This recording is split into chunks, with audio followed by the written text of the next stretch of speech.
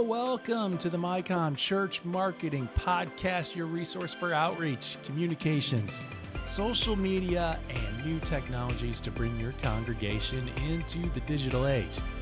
My name is Ryan Dunn, and in this episode of MyCom, we get to visit with J.J. Warren and explore the evolving landscape of digital ministry. We talked about the dynamics of virtual church communities on platforms like Gather and Discord. You're going to know those well. We got into an area I often need help with, which is strategies for setting healthy digital boundaries. And all this was set in hearing the impactful journey of the Young Prophets Collective, which moved from a group of young, passionate United Methodists to a thriving, inclusive, all digital worship community. I do want to note there is a very strong video aspect of this, so you might want to check out the YouTube version of this episode because Pastor JJ takes us on a literal journey through their digital meeting space, which you'll want to see. Now, Reverend J.J. Warren, him, is the author of 2 books. One is called Reclaiming Church, a call to action for religious rejects. The other, fairly relevant for this conversation, is Where Two or Three Are Connected, Being the Church in This New Era. After making an impassioned plea for the inclusion of LGBTQ plus persons at the United Methodist Church's top lawmaking assembly in 2019, JJ's speech went viral, and his advocacy has been covered now by HuffPost, NBC, Brute Media, WXXI Radio. JJ currently resides in Vienna, where he is a lecturer at the University of Vienna and guest faculty online for the Colgate Rochester Crozer Divinity School. There's a lot going on there. There's a lot more to learn about J.J. Warren and the digital communities he's cultivating. Let's discover the unique ways that these digital spaces foster real, intimate connections and redefine what it means to be a church in the 21st century here on MyCom.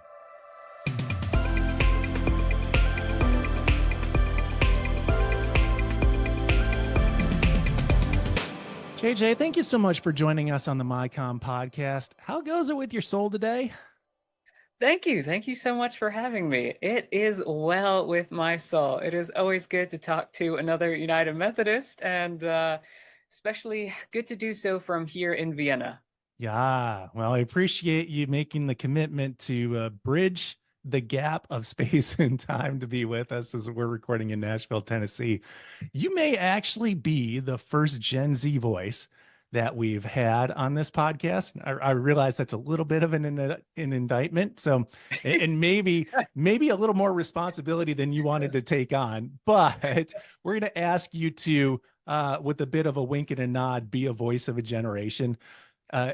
Is there something that you wish that the older generations, say my generation, Gen X, understood about your generation's online presence? Ooh, that's a great question, and emphasizing the wink and the nod on this.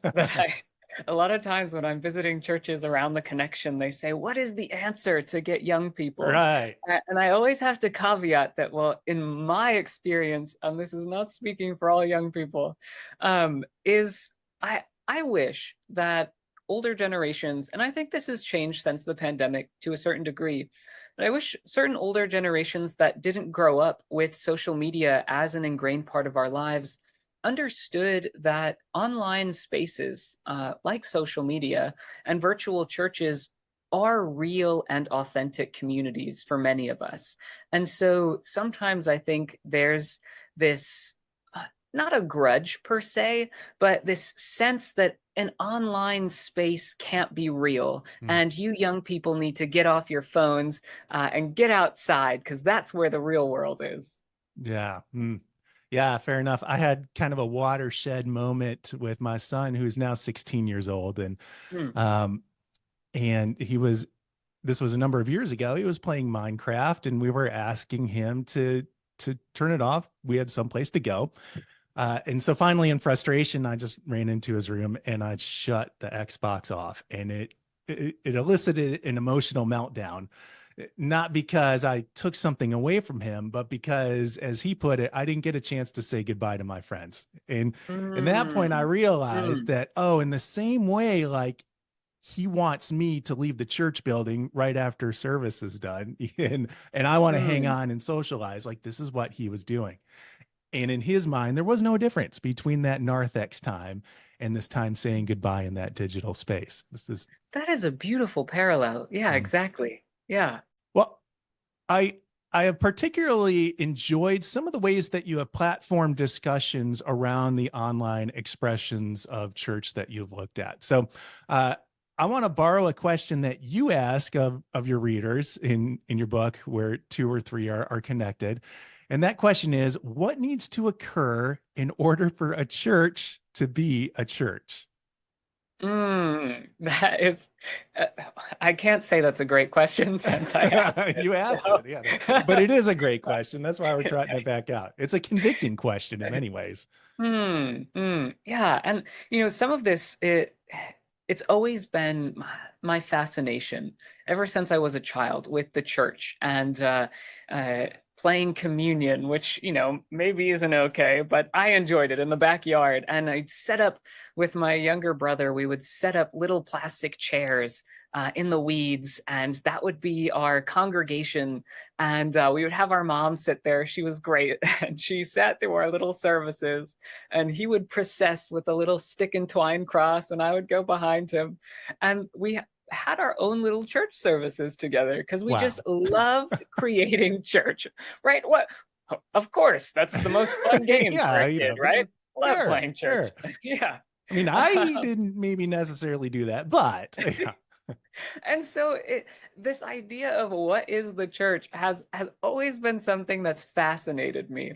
And so I think as I think about what does it require to be a church, the pandemic threw us into asking that question in ways that we should have been asking all along, but had the privilege of not having to ask in a lot of communities. Now, of course, there are great churches out there, and MyCom was doing a great job of this, of saying, well, what does it mean to be the church? And let's have articles about how we do certain parts of our church life online. What Hmm. are the best ways that we can facilitate that? But I think for me, um, being the church online requires, and I talk about this in the book, in Where Two or Three Are Connected. They say researchers of digital religion, specifically Meredith Gould and Tim Hutchings, say that for an online community to be a real community for participants, it requires time, energy, and emotional investment on the part of the participants.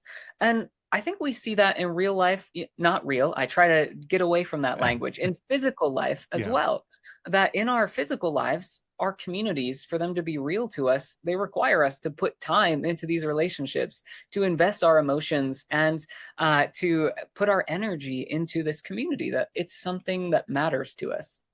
And so those parallel online, that we need time, energy, and emotions, so that layperson 367 isn't just a random person I'm commenting or chatting with, but that's John in Australia, whose life story I have come to know, and whose daughter is my Instagram friend who goes to this coffee shop that we both happen to know the owner of. And it's those connections and that time and that energy and those emotions that make a community real online. Now, for a church, then I'd have to say you have to read Where Two or Three Are Connected, because I believe that the four marks of the church, from our creeds, right? That the church is one, holy, Catholic, and apostolic.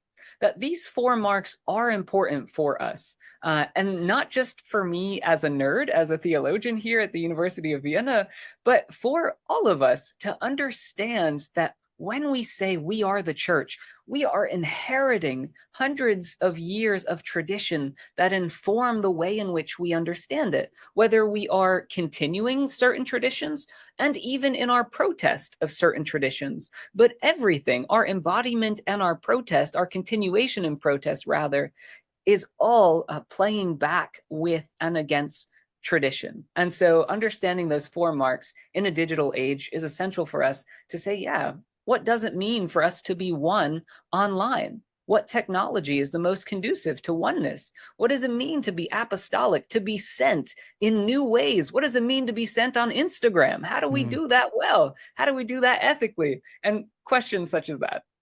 Yeah.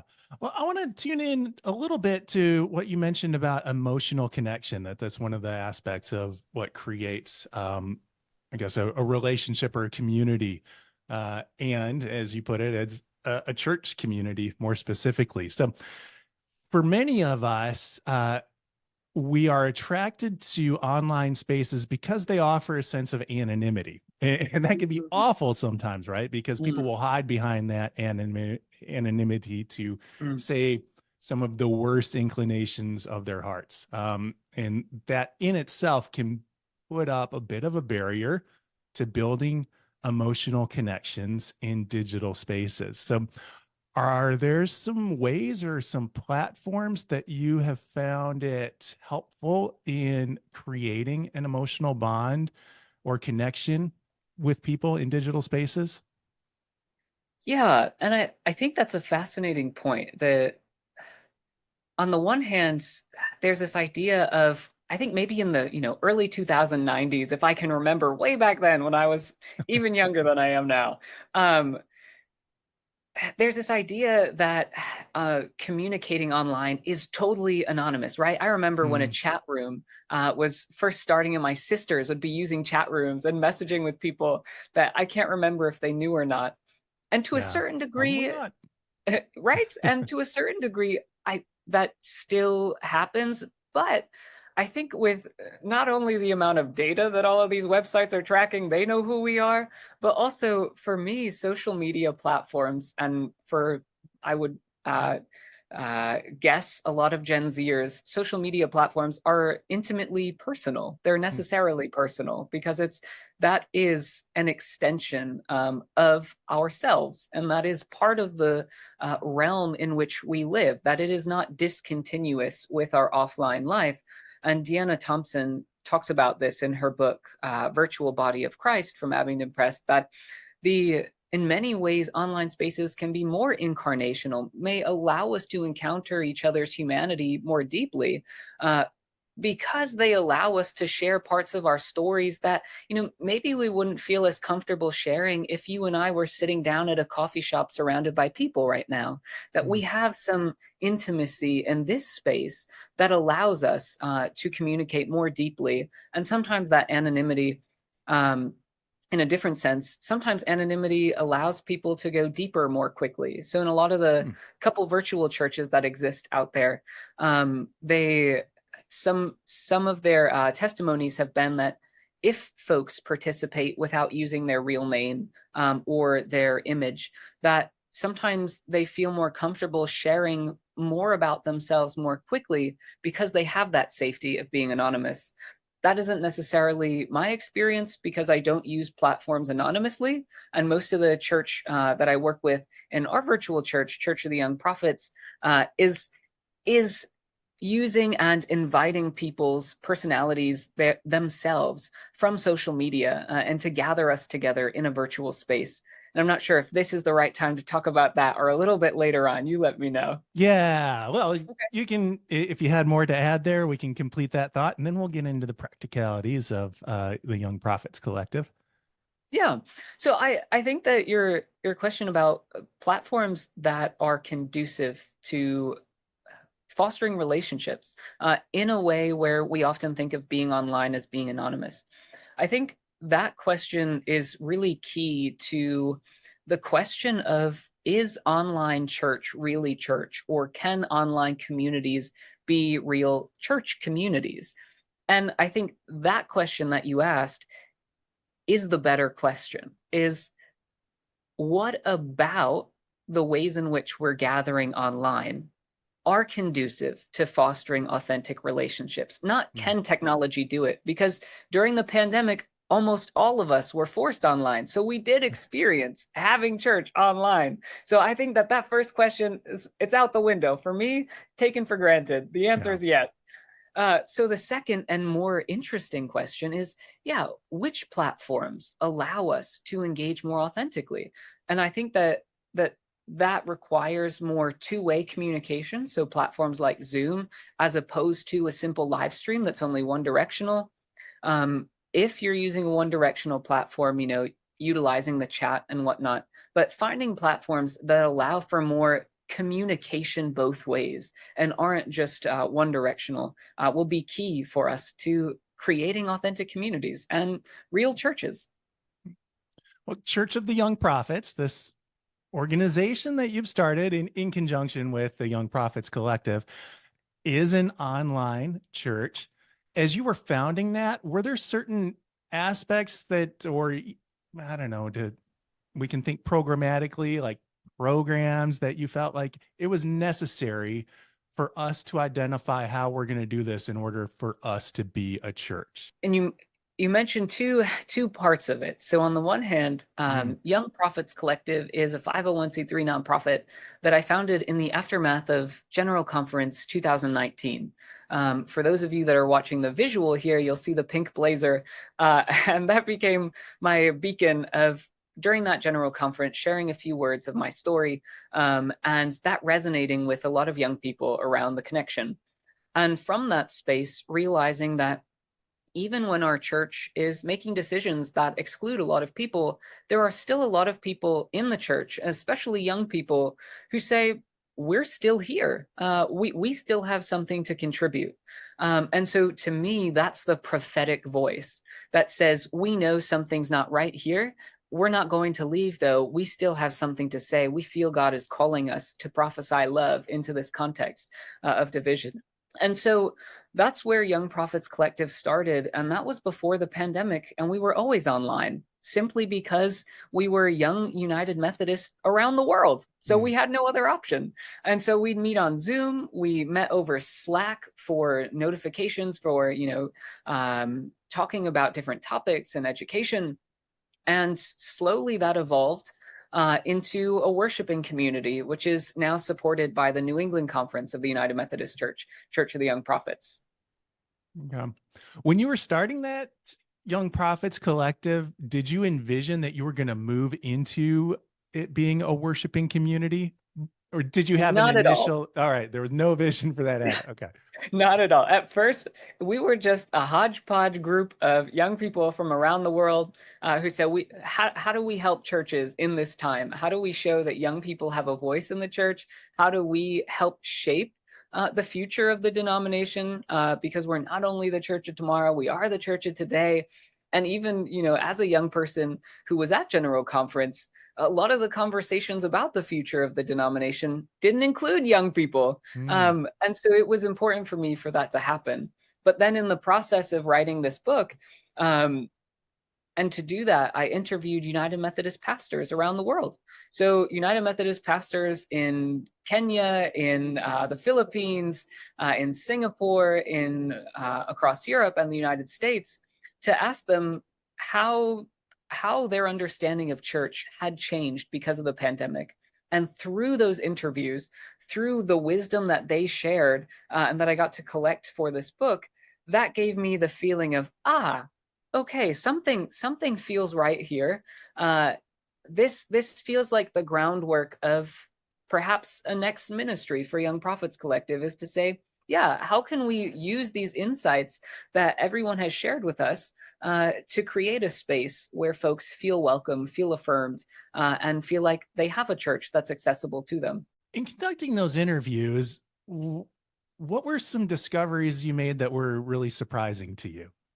Or was there one in particular that stuck out that you were like, I did not anticipate that being the reality? Yeah.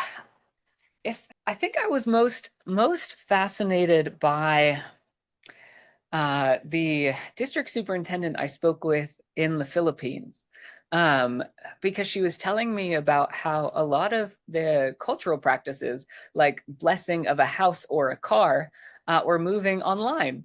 And so if someone was getting a new house during the pandemic or a new car, they made sure to have an online service so that they could bless that car or that house.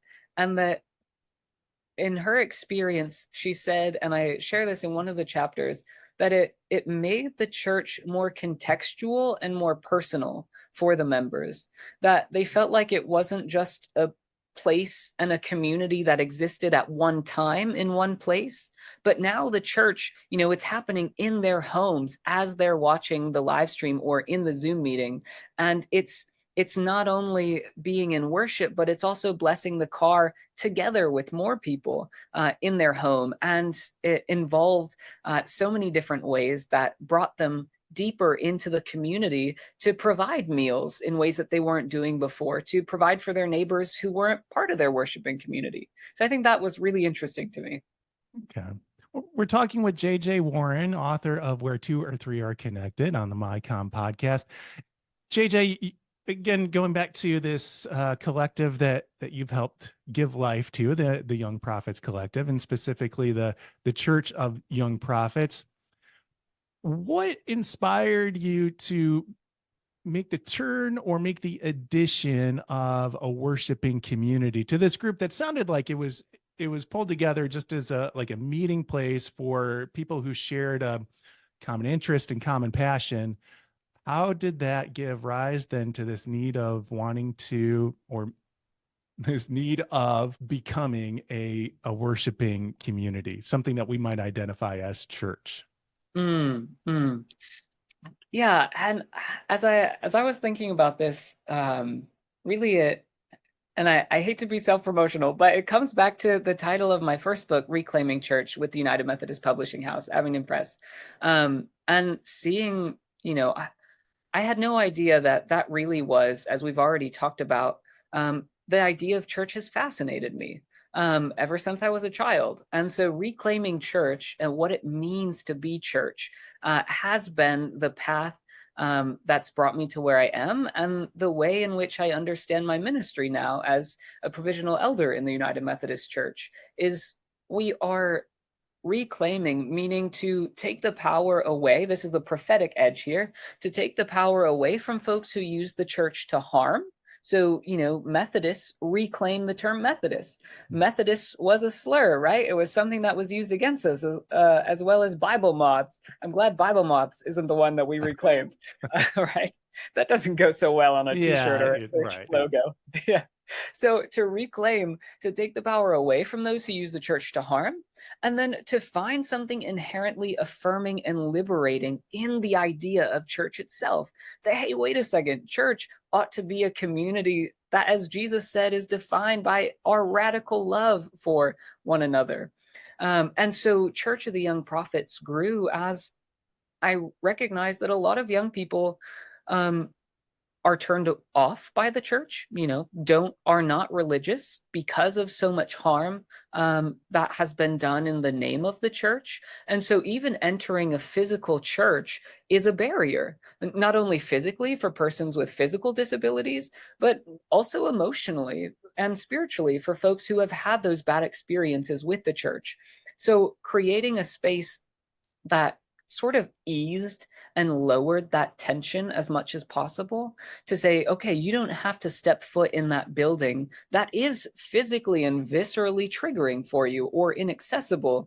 You can come to a place where you have more agency. So you have the opportunity at Church of the Young Prophets. We meet in a platform called Gather that I'll show you in a bit. But in this space, you have the opportunity to decide, will I turn my camera on or not? And that's totally okay to not. Will I turn my microphone on or not? And it's totally okay to not. Will I chat in the chat? Will I move my avatar close to other people, or will I stay on my own? There's a lot more agency for the individual intentionally to relieve that stress and that pressure and that anxiety that oftentimes comes with, okay, even when I go home to visit my mom in Nashville, am I going to go to this physical church where I'm locked in then for that good hour or more next to folks, and I feel like I can't leave, and I have less agency in this space, which for me as a Gen Zer, and as a queer person and a pastor is just not as safe for me. Whereas here it says, okay, if I'm uncomfortable, if someone says something harmful, or if I simply need a moment alone, I can close the tab, I can turn off my video, I can leave and it's okay. Well, let's get into that digital space a little bit, because I think one of the barriers that we face in trying to transition our existence of the church community into a digital space is how we facilitate a sense of proximity to one another. And Mm, I think mm. that you've come up with some ways of beginning to bridge that together. So let's take a look at what that looks like in your context with Church of the Young Prophets, if we can. Yeah, and I love how you said proximity, and you can see Church of the Young Prophets now, right? I can't. Okay. For the folks listening, you are now in my virtual office. It is a cartoon kind of style. Our folks say it's somewhere between Pokemon Go and or Pokemon style and Sims, that sort of vibe. And this is my virtual office here in Church of the Young Prophets. And what I love about the way that you frame the question is you said proximity. And to me, that's essential. This feeling that we are somehow, though we are in different places, and this comes back to the church's oneness, that somehow we are in the same place. Somehow we are next to one another. So this is my little office where folks come in throughout the week.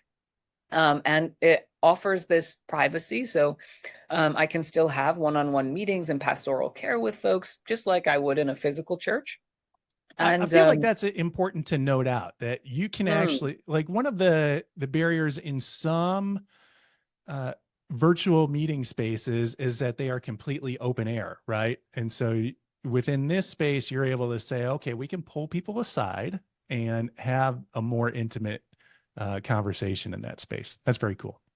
yes, exactly. And that's what I love about GatherTown over a platform like Zoom, for instance. And I don't get commissions from GatherTown here. I just love the platform. Yeah. Is that it provides intimacy. So you'll notice when I'm stepping into a little seating area at our lobby. And so anyone who joins into our church here, our church campus, and the link is available on our website, youngprophetscollective.org. You'll find yourself here in our lobby. And when you step into an area like the seating area, the rest of the screen gets dark and it highlights only this area.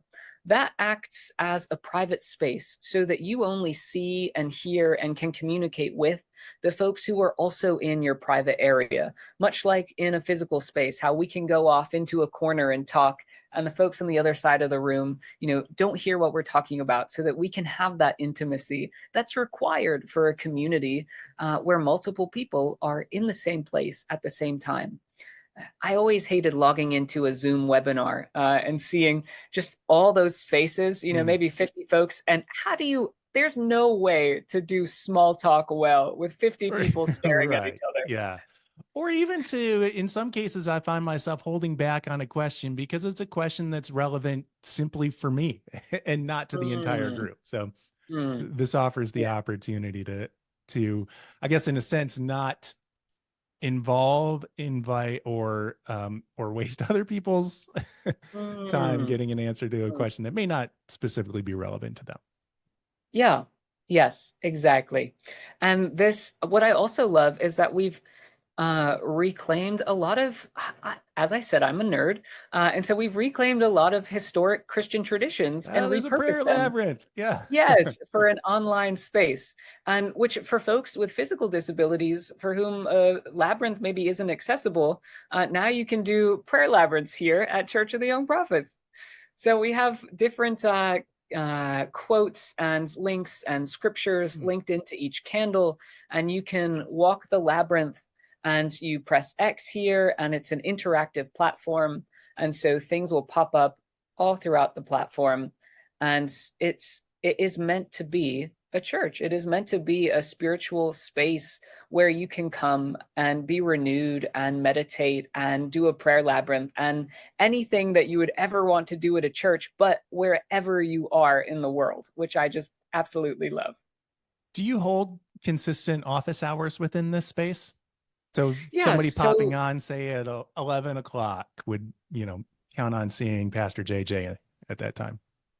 Yes. So normally I do office hours, and it's interesting with all of our time zones since I'm here in Vienna, Hmm. and a lot of our folks are in the US, but also Kenya and Europe and Australia. That's the most difficult time zone for us right now. Is I'm here on Mondays for 2 hours and Thursdays, and then we have different services to try and accommodate different time zones. So our weekly worship, and I'll walk you up to our sanctuary here. We're in the sanctuary now, sitting by a fireplace that's glowing yellow, because if you press X, it will give you the link to watch our last week's service while you're sitting here at a cute digital fireplace, right? Hmm. And there are virtual dogs that will come with you wherever you like. And this is where our worship happens here in the sanctuary. Every Saturday at 12 p.m. Eastern Time, 11 p.m. Central Time, and 9 a.m. Pacific Time. And so we gather here in this virtual sanctuary, and we've repurposed the Methodist small group model. So during our worship, we are about 40 minutes, because online research shows that 40 minutes is about the attention span of folks online. And so our worship services are about 40 minutes. And during the service, I only share I say a 5-minute mini sermon. It's usually 7-ish minutes of a mini sermon to introduce Pastor the time, topic. it's 5 minutes, right? Yeah. Exactly, right? Yes. And so I just introduce the topic, and then most of the service is spent around these virtual couches, which is our way of repurposing the Methodist small group model. So you can talk to the folks who are also around your couch. And so keep in mind, when you're here, you're talking with folks from around the world. So you're talking with folks from Uganda and Kenya and California during worship. And we reflect on 3 questions as part of our worship. And that's the majority of our time, is talking together, sharing the wisdom from each person's experiences, and discussing how the theme of the day. And normally we use the lectionary. United Methodist Discipleship Ministries offers us great resources, which we often use, and to talk about how that theme is not only applicable to our spiritual lives, but in real Methodist Wesleyan fashion, how it calls us deeper into our communities wherever we are around the world. One of the things I know you've thought through is how you involve people once they kind of enter into the space. Can you take us through that journey a little bit? So, say, for example, I decide that I'm going to come and fishbowl, in a sense, the next worship gathering. What would that look like for me? Thank you. That is a really great comment. So we try to be, along with our call to be as accessible as possible and to give more agency to each person who worships with us. That means creating intentional space, because I know for me, at least, when I enter a church, whether it's physical or digital, I feel like there's the expectation that I need to be present, meaning I need to participate. And so I would feel the burden of, yeah, I need to turn my camera on, I need to unmute. And so if you're like me at all in that way, then we also have created spaces. Is that a yes? I see some. Yes. Yeah. Yeah, So, slightly. yeah, even Yeah. past the fishbowl, I guess, experience. That was the wrong term for it. But if it's my first time, I'm a first time visitor in your worship Yeah. space. Yeah. What does that journey look like? Yeah. So once you get in here and you choose, so you click the link on our website, youngprophetscollective.org. It says click here to access our Gather campus. Once you click that, you enter your name, your pronouns. You can edit your avatar to reflect any features that you would like it to have, including mobility devices like a wheelchair. And once you've done that, it'll say, welcome, who would you like to see? And you click on anyone who has greeter in their name. This is only for your first time in. If it's your first time visiting, that's how we keep the space safe from Zoom bombing, for instance, something like that. And so you click on someone who has greeter in their name, you're admitted, and you're welcomed into the space. And at that point, you can either turn on your camera and mic or not, and just put in the chat, hi, thank you for admitting me, or whatnot. Glad to be here. And we have lots of tours of the space on our Instagram to try and give folks an understanding. But normally the greeter will put you right here in the sanctuary. And if at that point you'd still just like to be present but not participate, you can come to this couch in the middle that says quiet area. And so if you step here with your avatar, no one will bug you, and you can no social expectations to participate whatsoever. We're just happy you're here, that you're present with us for worship. There was another cool feature that I saw lifted up on your website, that once your avatar comes in close proximity with somebody else's, then an additional window appears. Can you tell us about that a little bit?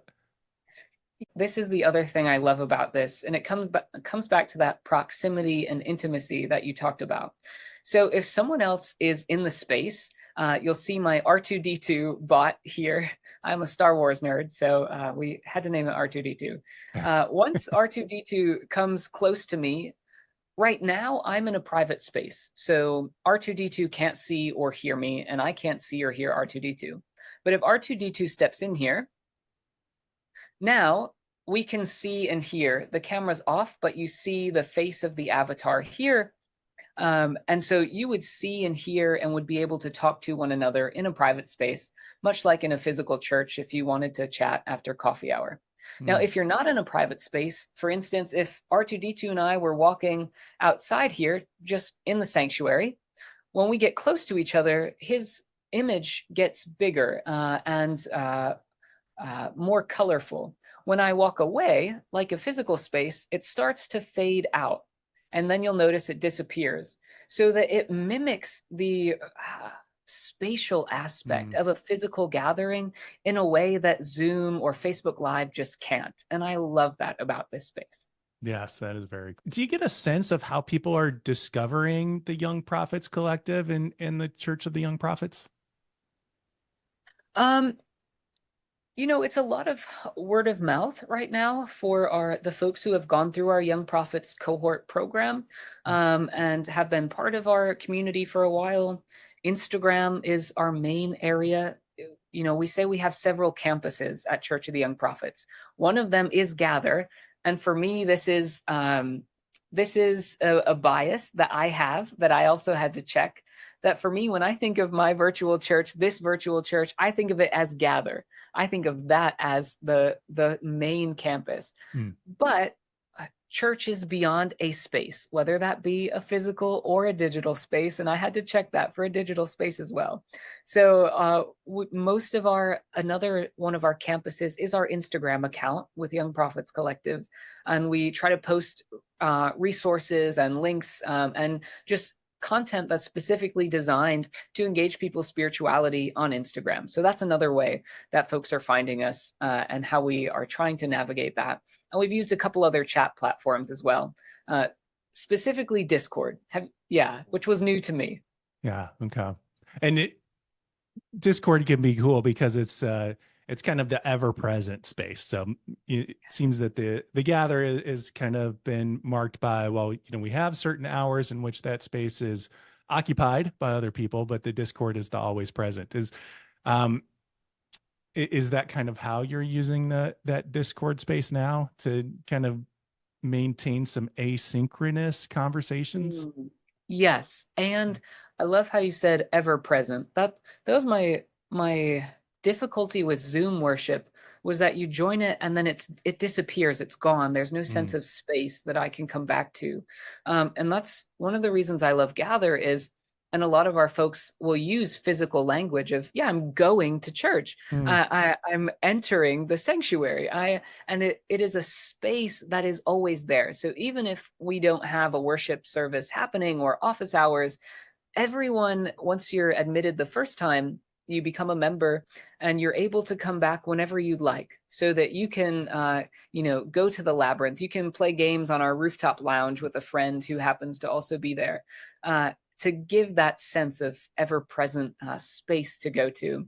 But then for the asynchronous conversation, like you said, Discord has really become our second primary campus.